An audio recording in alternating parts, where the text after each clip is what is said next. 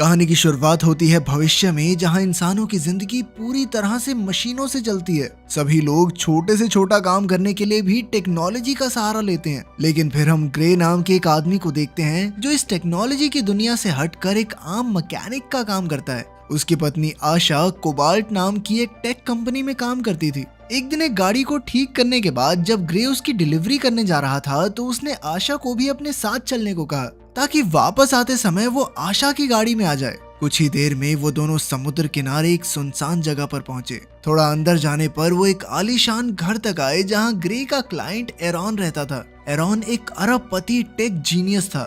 उसे देखकर आशा को बहुत खुशी हुई क्योंकि वो एरॉन के काम से काफी इम्प्रेस थी। इसके बाद एरॉन ने उन्हें अपना नया आविष्कार दिखाया। ये स्टेम नाम की एक माइक्रोचिप थी जिसकी मदद से वो कोई भी काम कर सकते थे। इस चिप के अंदर दुनिया बदलने की ताकत थी जिसे देखकर आशा बेहद खुश हुई। पर ग्रे का मानना था कि इसकी वजह से लोगों की नौकरियां खतरे में पड़ जाएंगी।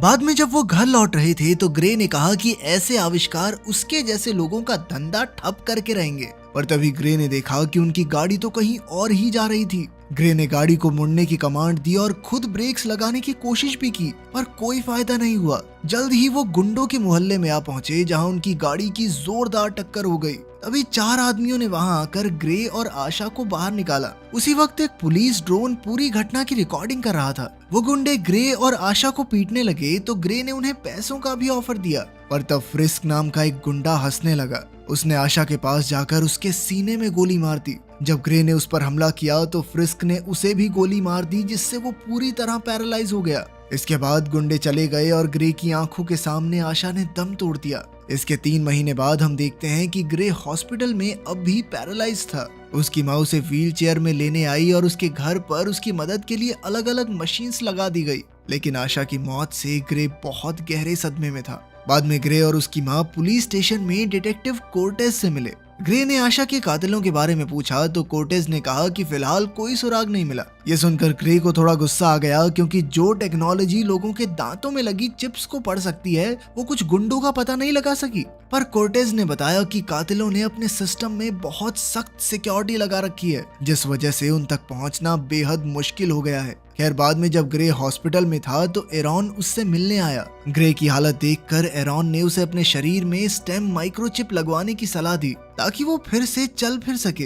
एरॉन ने कहा कि इसके लिए उसकी सर्जरी होगी पर यह बात एक खुफिया राज रहनी चाहिए। मगर ग्रे ने कहा कि वो जीने की कोई इच्छा नहीं रखता। पर फिर एरॉन कहने लगा कि अगर आशा होती तो वो भी यही चाहती। ये सुनकर आखिरकार ग्रे माइक्रोचिप लगवाने के लिए राजी हो गया। फिर एरॉन की लैब में कुछ डॉक्टर्स ने ग्रे के शरीर में वो स्टेम माइक्रोचिप लगा दी जिसके बाद ग्रे के हाथ पैर पहले की तरह चलने लगे। तब एरॉन काफी खुश हुआ और उसने ग्रे को एक एग्रीमेंट साइन करने को कहा। ग्रे ने तुरंत एग्रीमेंट पर साइन कर दिया और दुनिया के सामने पैरालाइज होने का नाटक करने को तैयार हो गया। बाद में घर लौटकर उसे डिटेक्टिव कोर्टेज का पार्सल मिला जिसमें आशा के केस के कुछ सबूत थे। असल में ये उस घटना की ड्रोन फुटेज थी। वीडियो देखने के बाद अचानक उसे किसी की आवाज सुनाई दी। ये आवाज उसके अंदर लगी उस माइक्रोचिप की थी जिसे सुनकर ग्रे के होश उड़ गए। स्टेम ने कहा कि उसे हैरान होने की जरूरत नहीं है क्योंकि सिर्फ वही उसकी आवाज सुन सकता है। इसके बाद स्टेम ने फुटेज देखकर कहा कि उन गुंडों के पास बंदूकें नहीं थी बल्कि उनके टेक्नोलॉजी से बने हाथों से ही गोलियां निकल रही हैं।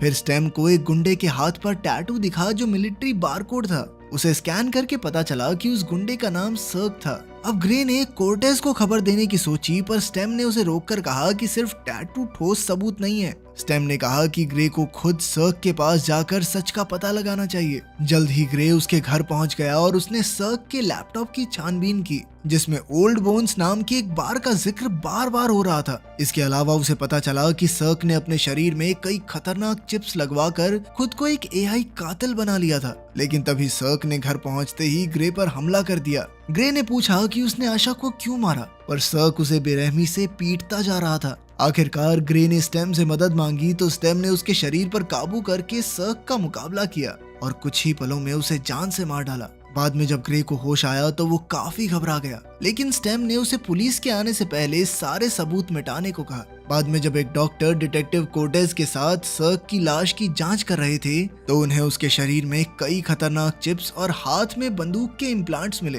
कोर्टेज को खबर मिली कि सर्क के घर में मशीन ऑयल वाले जूतों के निशान मिले हैं जिससे उसे लगा कि ये शायद किसी मैकेनिक का काम है। कुछ दिन बाद ग्रे एरॉन की लैब में चेकअप के लिए गया तो एरॉन काफी गुस्से में था क्योंकि उसे ग्रे की पूरी खबर थी और वो जानता था कि उसने सर्क की हत्या की है। एरॉन ने उसे एग्रीमेंट याद दिलाकर कहा कि वो टेक्नोलॉजी का गलत इस्तेमाल नहीं कर सकता।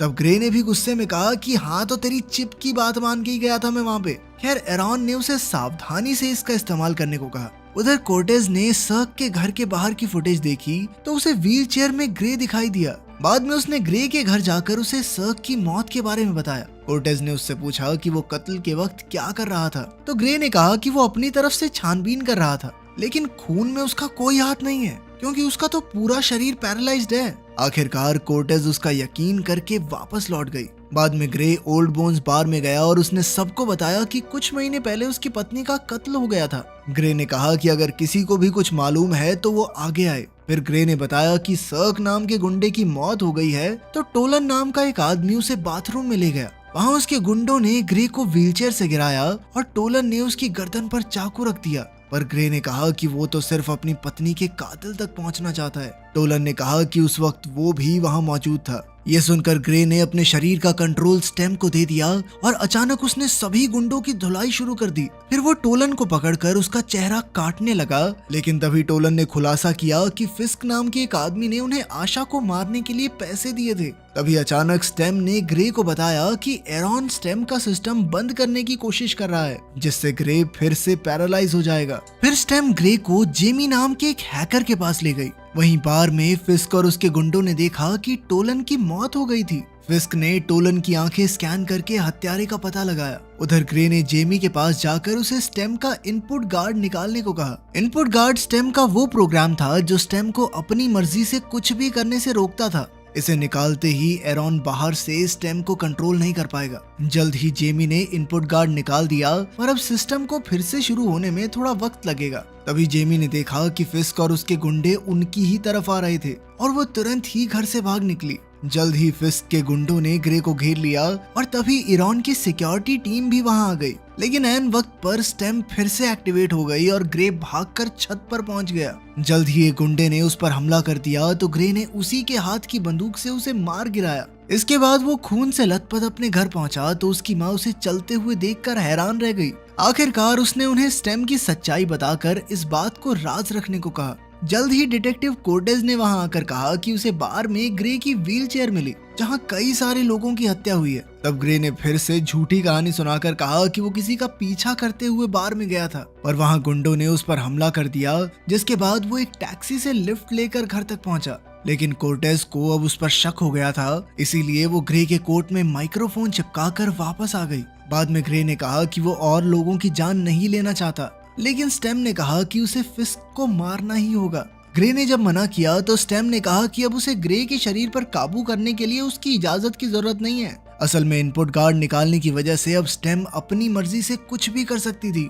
स्टेम ने कहा कि अगर ग्रे ने फिस्क को नहीं मारा तो फिस्क उसे मार डालेगा। ये सुनने के बाद ग्रे फिस्क को मारने के लिए निकल पड़ा। इधर उसकी बातें सुनकर कोर्टेज भी उसके पीछे निकल पड़ी। कुछ ही देर में ग्रे को अपनी जेब में माइक्रोफोन मिला और उसने देखा कि कोर्टेज उसका पीछा कर रही थी। तब स्टेम ने कोर्टेज की गाड़ी को हैक करने की कोशिश की, पर वो एक मैकेनिकल कार थी, इसलिए उसने दूसरी इलेक्ट्रिक गाड़ी को हैक करके कोर्टेज की गाड़ी से टकरवा दिया। इसी मौके का फायदा उठाकर ग्रे भाग निकला और कोर्टेज ने वापस ग्रे के घर जाकर उसकी माँ से सच्चाई जानने की कोशिश की। वहीं दूसरी ओर ग्रे ने फिस्क के घर जाकर उस पर बंदूक तान दी। तब फिस्क ने कहा कि वो आशा को नहीं बल्कि ग्रे को मारना चाहते थे। उन्होंने जानबूझकर ग्रे को असली गोली नहीं मारी क्योंकि वो उसे सिर्फ पैरालाइज करना चाहते थे। फिर फिस्क ने ग्रे को अपनी शक्तियों पर काबू करके अपने साथ शामिल होने की सलाह दी, लेकिन ग्रे के सर पर तो बदले की आग सवार थी। जल्द ही दोनों में जबरदस्त लड़ाई शुरू हो गई और फिस्क की शक्तियां ग्रे से काफी ज्यादा थी। वो ग्रे को मारने ही वाला था कि अचानक स्टेम ने ग्रे को बताया कि असल में सर्क फिश का भाई था। ये सुनकर ग्रे ने फिस्क को बताया कि कैसे उसने सर्क को बेरहमी से मारा था। इससे फिस्क की आंखें भर आई और तभी मौके का फायदा उठाकर ग्रे ने फिस्क पर जानलेवा हमला करके उसे मार डाला। फिर उसने फिस्क का फोन देखा तो वो हक्का बक्का रह गया क्योंकि उसे एरॉन का वॉइस मेल मिला था जिसमें एरॉन ने फिस्क को ग्रे को मारने का हुक्म दिया। वो सीधा एरॉन की लैब में पहुंचा और उस पर इल्जाम लगाया कि उसने अपने एक्सपेरिमेंट के लिए आशा की जान ली। अब वो एरॉन को गोली मारने ही वाला था कि अचानक पीछे से कोर्टेज ने उस पर बंदूक तान दी। उन दोनों में हाथापाई शुरू हो गई तो ग्रे ने स्टेम को रुकने को कहा, पर स्टेम ने फिर भी उसकी बात नहीं मानी तो ग्रे ने कोर्टेज को अपनी बिजली के झटके वाली गन का इस्तेमाल करने को कहा। उसके जोरदार झटके से कुछ समय के लिए स्टेम का सिस्टम बंद हो गया। फिर एरॉन ने खुलासा किया कि इस सब के पीछे स्टेम का ही हाथ है। स्टेम ने जबरदस्ती एरॉन से ये सब करवाया क्योंकि स्टेम को एक ऐसा शरीर चाहिए था जिसमें पहले से कोई चिप ना हो, और इसीलिए उसने ग्रे को चुना। फिर स्टेम ने ही उनकी गाड़ी का एक्सीडेंट करवा कर ग्रे को पैरालाइज करने के लिए गुंडों को भेजा। एरॉन ने कहा कि स्टेम का असली मकसद एरॉन को मारना है ताकि वो ऐसे और माइक्रोचिप्स ना बना सके। तभी अचानक स्टेम फिर से एक्टिवेट हो गई और उसने बड़ी बेरहमी से एरॉन को जान से मार डाला। फिर वो कोर्टेज को भी मारने वाली थी, पर तभी ग्रे ने जबरदस्ती बंदूक अपनी गर्दन पर रख दी। इसके अगले सीन में हम देखते हैं कि ग्रे एक हॉस्पिटल में था और उसका शरीर भी एकदम ठीक हो गया था। फिर आशा ने वहां आकर उसे बताया कि उनके एक्सीडेंट के बाद ग्रे कई दिन तक बेहोश रहा।